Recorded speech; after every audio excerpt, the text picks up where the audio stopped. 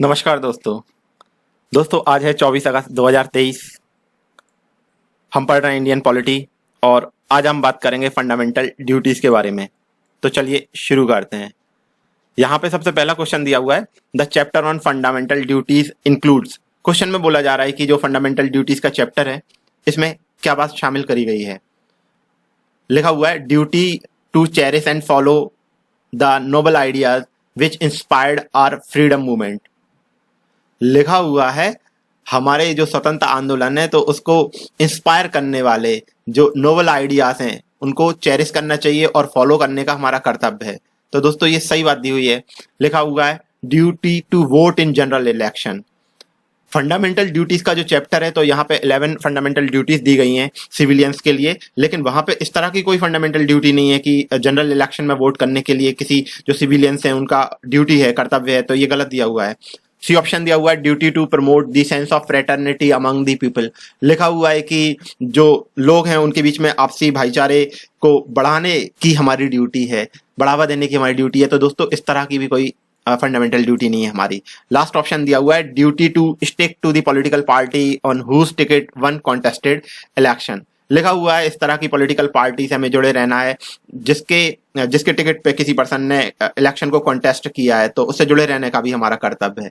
तो इस तरह की भी कोई ड्यूटी फंडामेंटल ड्यूटीज चैप्टर में बात नहीं करी गई है। तो यहाँ पे सारी बात गलत दी हुई है, सिर्फ फर्स्ट ऑप्शन सही दिया हुआ है। और हमारी यहाँ पे ड्यूटी बताई गई है कि हमारे स्वतंत्रता आंदोलन को इंस्पायर करने वाले जो नोबल आइडियल्स हैं उनको हमें चेरिश करना चाहिए और फॉलो करने की हमारी ड्यूटी है। तो यहाँ पे ये ऑप्शन सही दिया हुआ है। क्वेश्चन सेकंड की बात करता हूं। लिखा हुआ है how many fundamental duties are in the Indian constitution. Indian constitution में टोटल कितनी फंडामेंटल ड्यूटीज हैं? तो ध्यान रखिएगा 11 फंडामेंटल ड्यूटीज हैं। इनिशियली जब फंडामेंटल ड्यूटीज शामिल करी गई थी, देखिए जब कॉन्स्टिट्यूशन को अडॉप्ट करा गया था तो तब फंडामेंटल ड्यूटीज कॉन्स्टिट्यूशन के अंदर नहीं दी गई थी। बाद में 42nd अमेंडमेंट आती है 1976 के अंदर, और वहां पे जो 10 फंडामेंटल ड्यूटी थी वो कॉन्स्टिट्यूशन में अमेंड कर ली गई थी। शुरुआत में 10 थी, लेकिन फिर बाद में 86 अमेंडमेंट आई थी 2002 के अंदर, और फिर वहां पे जो 11वीं फंडामेंटल ड्यूटी थी तो वो भी इंडियन कॉन्स्टिट्यूशन के अंदर अडॉप्ट कर ली गई थी। अभी करंट में 11 फंडामेंटल ड्यूटीज हैं, तो ये बात ध्यान रखिएगा। यहाँ पे बी ऑप्शन करेक्ट दिया हुआ है। क्वेश्चन थर्ड की बात कर लेते हैं। लिखा हुआ है by which amendment act the fundamental duties of citizens are included in Indian constitution. Question में बोला जा रहा है कि इंडियन कॉन्स्टिट्यूशन में किस संविधान संशोधन के थ्रू फंडामेंटल ड्यूटीज को ऐड करा गया था। तो अभी मैं बताया जैसे कि इनिशियली इंडियन कॉन्स्टिट्यूशन में फंडामेंटल ड्यूटीज के बारे में बात नहीं करी गई थी, लेकिन 42nd अमेंडमेंट आई थी 1976 में, और इसके थ्रू कॉन्स्टिट्यूशन में एक नया पार्ट 51A जोड़ा गया था जिसमें फंडामेंटल ड्यूटीज की बात करी गई थी। तो यहाँ पे कॉन्स्टिट्यूशनल अमेंडमेंट पूछा गया था, तो यहाँ पे आपका ए ऑप्शन करेक्ट हो जाएगा। 42वें संविधान संशोधन के through fundamental duties Indian constitution में ऐड करी गई थी। चलिए क्वेश्चन फोर्थ की बात कर लेता हूं। लिखा हुआ है right to education act 2002 was introduced to help which one of the following group of society. Question में बोला जा रहा है कि राइट टू एजुकेशन एक्ट 2002 में इंट्रोड्यूस करा गया था, तो ये किस ग्रुप ऑफ सोसाइटी के वेलफेयर की बात करता है, उनकी एजुकेशन की बात करता है। यहाँ पे फर्स्ट ऑप्शन दिया हुआ है children of age of 6 to 14 years. दोस्तों ये सही दिया हुआ है। 6 to 14 ईयर्स ऑफ एज के जो बच्चे हैं उनके लिए एजुकेशन की बात करी गई थी राइट टू एजुकेशन एक्ट के थ्रू। तो यहाँ पे ए ऑप्शन करेक्ट दिया हुआ है। यहाँ पे सेकंड ऑप्शन दिया है कॉलेज गोइंग टीनेजर्स, तो कॉलेज जाने वाले टीनेजर्स की एजुकेशन की बात करी गई थी, ये यहाँ पे गलत दिया हुआ है। थर्ड ऑप्शन दिया हुआ है all adults who could not gate formal education. ठीक है, तो वो सभी एडल्ट्स जो कि फॉर्मल एजुकेशन हासिल नहीं कर पाए हैं तो उनके लिए राइट टू एजुकेशन एक्ट आया था, तो ये भी गलत दिया हुआ है। यहाँ पे डी ऑप्शन दिया है those who are interested in technical education. ठीक है, तो ऐसे लोग जो टेक्निकल एजुकेशन हासिल करना चाहते हैं उनके लिए राइट टू एजुकेशन एक्ट आया था, ये बात भी गलत दी हुई है। और लास्ट ऑप्शन दिया हुआ है female student studying senior secondary school, तो ऐसी फीमेल स्टूडेंट जो कि सीनियर सेकेंडरी स्कूल की पढ़ाई कर रही हैं उनके लिए राइट टू एजुकेशन एक्ट आया था। यहाँ पे ये बात भी गलत दी हुई है, तो ये बात ध्यान रखिएगा। राइट टू एजुकेशन एक्ट 2002 में इंट्रोड्यूस करा गया था, और यहाँ पे children of age of 6 to 14 years इनकी एजुकेशन की बात की गई थी। यहाँ पे आपका ए ऑप्शन करेक्ट दिया हुआ है। क्वेश्चन फिफ्थ की बात कर लेता हूं। लिखा हुआ है कंसीडर द फॉलोइंग स्टेटमेंट यहाँ पे कुछ स्टेटमेंट दिए गए हैं और यहाँ पे हमको करेक्ट स्टेटमेंट बतानी है। पहला स्टेटमेंट लिखा हुआ है, there are 11 fundamental duties laid down in the constitution of India for every citizen of India. लिखा है भारतीय संविधान में प्रत्येक नागरिक के लिए 11 फंडामेंटल ड्यूटीज बताई गई हैं। सही बात है। सेकंड ऑप्शन दिया हुआ है, there is no provision in the constitution of India for direct enforcement of fundamental duties. लिखा हुआ है कि इंडियन कॉन्स्टिट्यूशन में there is no provision in the constitution of India for direct enforcement of the fundamental duties. लिखा हुआ है Indian constitution में इस तरह का कोई प्रोविजन नहीं है कि जो फंडामेंटल ड्यूटीज हैं इनका डायरेक्ट इन्फोर्समेंट किया जाएगा। ठीक है, तो ये यहाँ पे ये बात भी सही दी हुई है, ये बात सच भी है। जो फंडामेंटल राइट हैं वो मैंने कल आपको बताया भी था, परसों बताया था कि वो जस्टिसिएबल होते हैं, न्याय संगत होते हैं। यदि आपको वो हासिल नहीं होते हैं तो आप हाई कोर्ट, सुप्रीम कोर्ट को अप्रोच कर सकते हैं। लेकिन जो डीपीएसपी होते हैं और जो फंडामेंटल ड्यूटीज होती हैं तो ये इन्फोर्सेबल नहीं है। ठीक है, इनका इस तरह से कोई कॉन्स्टिट्यूशन में प्रोविजन नहीं किया गया है, तो यहाँ पे ये बात भी सही दी हुई है। थर्ड ऑप्शन दिया हुआ है, one of the fundamental duties of every citizen of India is to cast his or vote in general or state election so as to maintain a vibrant democracy in India। लिखा है कि Indian citizen के प्रत्येक नागरिक का ये कर्तव्य है कि वो जनरल या स्टेट इलेक्शन में अपना जो वोट है उसको कास्ट करे, ताकि हमारी कंट्री में जो वाइब्रेंट डेमोक्रेसी है, जीवंत जो गणतंत्र है, लोकतंत्र है, वो बना रहे। तो दोस्तों इस तरह की कोई फंडामेंटल ड्यूटी की बात नहीं की गई है फंडामेंटल ड्यूटीज के चैप्टर में। तो यहाँ पे पहला और दूसरा ऑप्शन आपका करेक्ट दिया हुआ है, थर्ड ऑप्शन गलत है। क्वेश्चन 6 की बात कर लेता हूं। लिखा हुआ है, in which of the following years the fundamental duties have been added to the existent fundamental rights in the constitution of India. लिखा हुआ है कि यहाँ पे किस साल में जो फंडामेंटल ड्यूटीज हैं वो ऐड करी गई थी कॉन्स्टिट्यूशन ऑफ इंडिया में फंडामेंटल राइट के साथ में। ठीक है, तो यहाँ पे अभी मैं बार बार बात कर चुका हूं कि जो 42nd अमेंडमेंट आती है 1976 में, इसी के थ्रू फंडामेंटल ड्यूटीज ऐड करी गई थी। एक नया जो कॉन्स्टिट्यूशन में चैप्टर ऐड करा गया था 51A।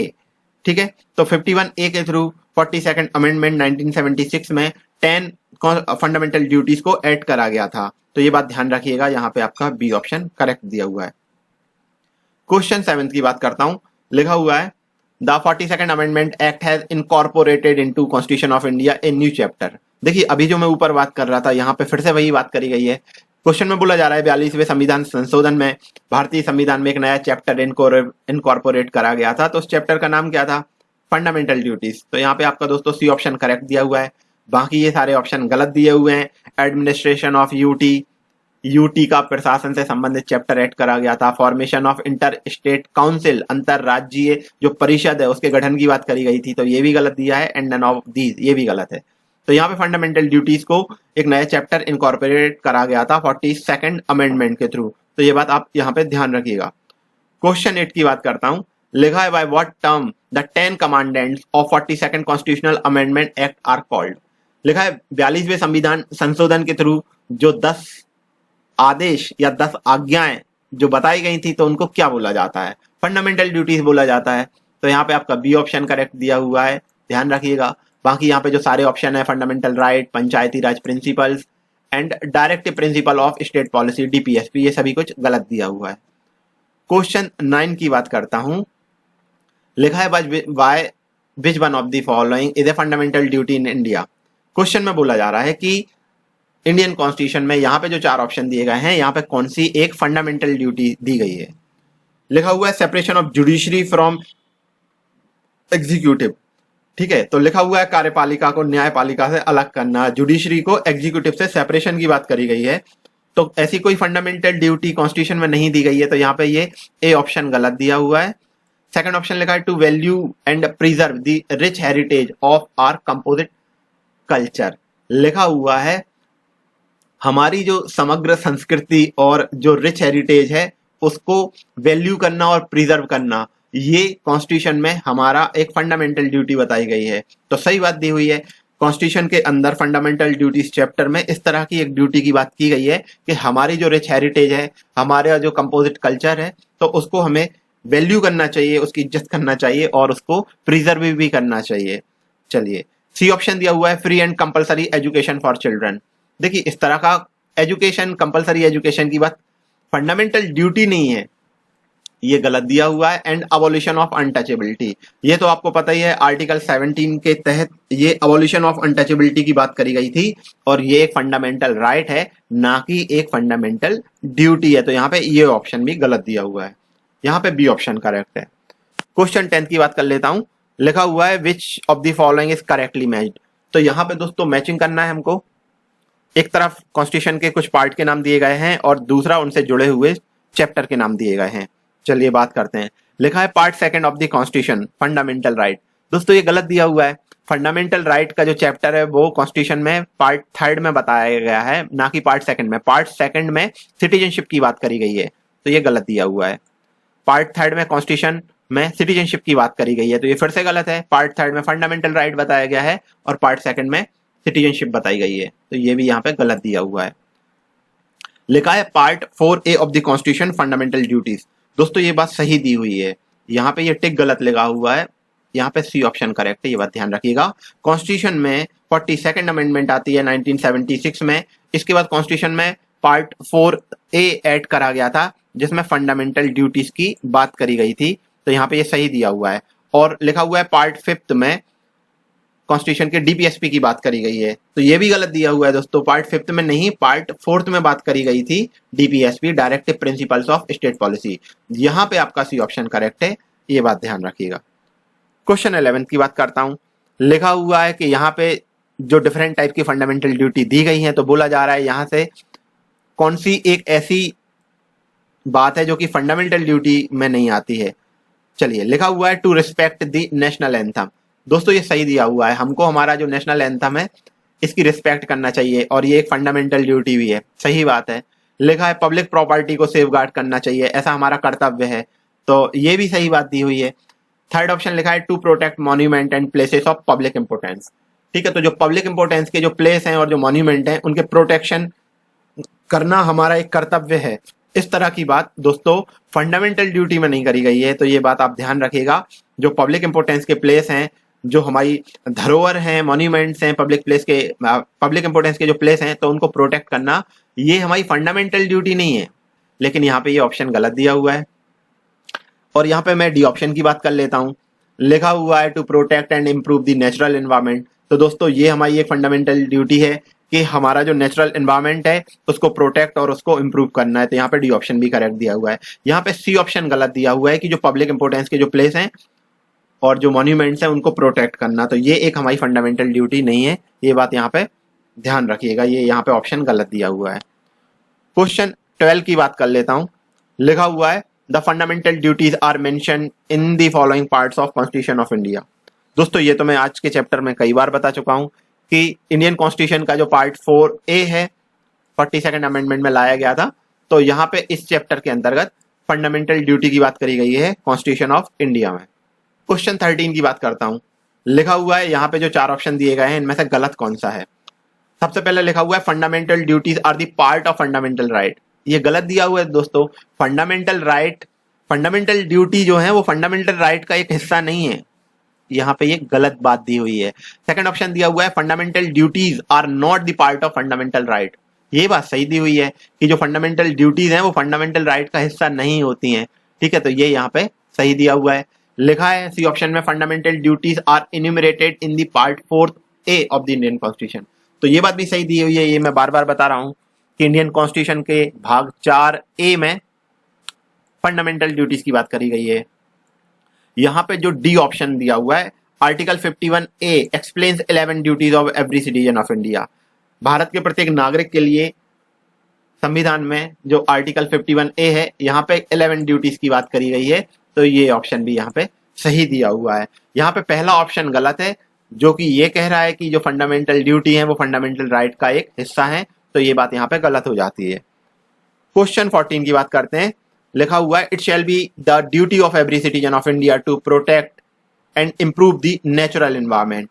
ठीक है, तो दोस्तों नेचुरल एनवायरनमेंट को प्रोटेक्ट करना और उसको इम्प्रूव करना ये भारत के प्रत्येक नागरिक की एक ड्यूटी होगी, तो सही बात है। लिखा है this statement refers to which of the following article of the constitution of India. लिखा हुआ है भारतीय संविधान के किस भाग में, किस आर्टिकल में इस तरह की एक ड्यूटी की बात करी गई है। तो दोस्तों ये एक फंडामेंटल ड्यूटी है, और ये आर्टिकल 51A पार्ट 4A में इस तरह की बात की गई है, तो यहाँ पे आपका सी ऑप्शन करेक्ट हो जाता है। क्वेश्चन 15 की बात करता हूं, लिखा हुआ है which article of Indian constitution enumerates fundamental duties of Indian citizen. ठीक है, तो दोस्तों इस तरह का क्वेश्चन अभी मैंने बताया था। लिखा हुआ है इंडियन सिटीजन के लिए जो फंडामेंटल ड्यूटीज हैं इंडियन कॉन्स्टिट्यूशन के किस आर्टिकल में इनको इन्यूमरेट करा गया है। आर्टिकल 51A में करा गया है। यहाँ पे सी ऑप्शन करेक्ट दिया हुआ है, बाकी यहाँ पे सारे ऑप्शन गलत दिए हुए हैं, ये बात ध्यान रखिएगा। क्वेश्चन 16 की बात करते हैं, लिखा in which year fundamental duties of citizen were introduced by 42nd amendment. दोस्तों ये शुरुआत में ही आज चैप्टर में मैंने बताया था कि 42वां संविधान संशोधन था, 1976 में लाया गया था। इसके थ्रू कॉन्स्टिट्यूशन में एक नया चैप्टर ऐड कराया गया था जिसका नाम फंडामेंटल ड्यूटीज था, और कॉन्स्टिट्यूशन में एक नया आर्टिकल 51A भी ऐड कराया गया था जिसमें 10 फंडामेंटल ड्यूटी बताई गई थी। शुरुआत में फंडामेंटल ड्यूटीज 10 थी, फिर इसके बाद आपका 86 कॉन्स्टिट्यूशनल अमेंडमेंट आया था 2002 में, जिसके बाद 11वीं कॉन्स्टिट्यूशनल जो फंडामेंटल ड्यूटी थी वो ऐड करी गई थी। तो यहाँ पे आपका बी ऑप्शन करेक्ट दिया हुआ है। क्वेश्चन 17 की बात करता हूं, लिखा हुआ है which of the following statements regarding the fundamental duties contained in the constitution of India are correct. ठीक है, तो दोस्तों यहाँ पे फिर से वही बात करी जा रही है कि कॉन्स्टिट्यूशन ऑफ इंडिया में जो फंडामेंटल ड्यूटीज की बात करी गई है, तो फंडामेंटल ड्यूटीज को लेकर यहाँ पे कुछ स्टेटमेंट दिए गए हैं और यहाँ पे बोला जा रहा है कि यहाँ पे कौन सी ऐसी फंडामेंटल ड्यूटी है, यहाँ पे जो ऐसा कौन सा स्टेटमेंट है जो कि करेक्ट दिया हुआ है। चलिए बात कर लेते हैं। पहला ऑप्शन दिया है fundamental duties can be enforced through writ jurisdiction. दोस्तों ये बात तो गलत है, आपको पता ही है, मैंने बताया था कि जो फंडामेंटल राइट है आर्टिकल 32 में रिट की बात करी गई है, उनको आप मतलब जो रिट है उनके थ्रू जो फंडामेंटल राइट है वो इन्फोर्सेबल हैं। लेकिन यहाँ पे जो पहला ऑप्शन दिया हुआ है वो कह रहा है कि फंडामेंटल ड्यूटी को आप इन्फोर्स करा सकते हो रिट जुरिडिक्शन के थ्रू। तो दोस्तों फंडामेंटल ड्यूटी को आप रिट के थ्रू इन्फोर्स नहीं करा सकते, ये तो यहाँ पे गलत बात करी गई है। सेकंड लिखा हुआ है fundamental duties have formed A part of the constitution of India since it's adoption. ये बात तो सरासर गलत है, बार बार बता रहा हूँ। कॉन्स्टिट्यूशन ऑफ इंडिया को जब अडॉप्ट करा गया था तो वहां पे फंडामेंटल ड्यूटी की कोई बात नहीं करी गई थी, फंडामेंटल राइट की बात करी गई थी, डीपीएसपी की बात करी गई थी और उनमें अमेंडमेंट भी करे गए थे। लेकिन अडॉप्शन के टाइम पे जब कॉन्स्टिट्यूशन ऑफ इंडिया को अडॉप्ट करा जा रहा था, फंडामेंटल ड्यूटी उस समय हिस्सा थी कॉन्स्टिट्यूशन की, तो ये बात यहाँ पे गलत दी हुई है। चलिए थर्ड ऑप्शन दिया हुआ है fundamental duties have become part of the constitution of India in accordance with the recommendation of स्वर्ण सिंह समिति या स्वर्ण सिंह कमेटी। दोस्तों ये बात सही है, ये बात मैं बताना भी भूल गया था, तो चलिए एक ऑप्शन आ गया है। ये बात ध्यान रखिएगा, जो फंडामेंटल ड्यूटी है वो कॉन्स्टिट्यूशन ऑफ इंडिया का हिस्सा बनाया गया on the recommendation of the स्वर्ण सिंह कमेटी। ठीक है, तो एक ये कमेटी रहती है स्वर्ण सिंह समिति या स्वर्ण सिंह कमेटी बोल सकते हो, तो इसकी रिकमेंडेशन आती है और बाद में फिर गवर्नमेंट ने कॉन्स्टिट्यूशनल अमेंडमेंट करती है और वहां पे जो फंडामेंटल ड्यूटी है उनको कॉन्स्टिट्यूशन का हिस्सा बना देती है। तो ये सही दिया हुआ है, और ये कमेटी का भी नाम ध्यान रखिएगा, इससे लेके भी क्वेश्चन बन सकता है। और यहाँ पे फोर्थ ऑप्शन दिया हुआ है fundamental duties are applicable only to citizen of India. तो दोस्तों ये बात भी सही है। अब ऐसा नहीं है कि कोई स्पेन या यूएसए का कोई सिविलियन है और वो हमारी कंट्री में टूरिस्ट बन के घूम रहा है तो उसके लिए भी फंडामेंटल जो ड्यूटी है वो एप्लीकेबल होंगी, उसको भी ये सब फॉलो करना पड़ेगा, तो ऐसा कुछ नहीं है। लेकिन जो इंडियन सिटीजन है उनके लिए केवल ये एप्लीकेबल है, तो यहाँ पे ये ऑप्शन सही दिया हुआ है। Third and fourth option correct है। चलिए क्वेश्चन 18 की बात कर लेता हूं। लिखा है under the constitution of India which one of the following is not a fundamental duty. बोला जा रहा है कौन सी यहाँ पे जो चार ऑप्शन दिए गए हैं फंडामेंटल ड्यूटी नहीं है। To vote in public election. ठीक है, तो ये दोस्तों मैं पहले भी इस तरह का क्वेश्चन डिस्कस कर चुका हूं कि जो पब्लिक इलेक्शन है यहाँ पे वोट करना हमारी पब्लिक ड्यूटी नहीं है, सॉरी फंडामेंटल ड्यूटी नहीं है, तो यहाँ पे ये ऑप्शन गलत दिया हुआ है। सेकंड ऑप्शन लिखा है to develop a scientific temper. सही बात है, हमको साइंटिफिक टेम्पर को डेवलप करना चाहिए। लिखा है टू सेफगार्ड पब्लिक प्रॉपर्टी। ये बात भी सही है कि पब्लिक प्रॉपर्टी को सेफगार्ड करना चाहिए, ये हमारी फंडामेंटल ड्यूटी है। लिखा है to avoid by the constitution and respect its ideal. लिखा है भारतीय संविधान में जो आदर्श बताए गए हैं तो उनको हमें फॉलो करना चाहिए, अवॉइड करना चाहिए, उनका पालन करना चाहिए और उनकी रिस्पेक्ट भी करना चाहिए। ये बात भी सही है, ये भी हमारी एक फंडामेंटल ड्यूटी है। लेकिन पब्लिक इलेक्शन में हमें वोट कास्ट करना ये हमारी कोई ड्यूटी नहीं है दोस्तों, तो यहाँ पे ए ऑप्शन गलत दिया हुआ है। क्वेश्चन 19 की बात करता हूँ, ये आज का लास्ट क्वेश्चन है। लिखा हुआ है which of the following is are among the fundamental duties of citizen laid down in the Indian constitution. दोस्तों यहाँ पे फिर से वही बात करी गई है कि इंडियन कॉन्स्टिट्यूशन में जो फंडामेंटल ड्यूटीज की बात करी गई है सिटीजन के लिए, तो यहाँ पे बोला जा रहा है कि यहाँ पे कौन से ऐसे ऑप्शन है जो कि फंडामेंटल ड्यूटी बता रहे हैं, ठीक है, उनको लेके बात करी गई है। पहला ऑप्शन दिया हुआ है यहाँ पे to preserve the rich heritage और ऑफ आर कंपोजिट कल्चर, ठीक है। तो जो हमारी समग्र संस्कृति, जो हमारी रिच विरासत है, रिच हेरिटेज है, उसको प्रिजर्व करना हमारी एक फंडामेंटल ड्यूटी है। तो जी हाँ, ये सही दिया हुआ है। सेकंड ऑप्शन लिखा है to protect the weaker section from social injustice.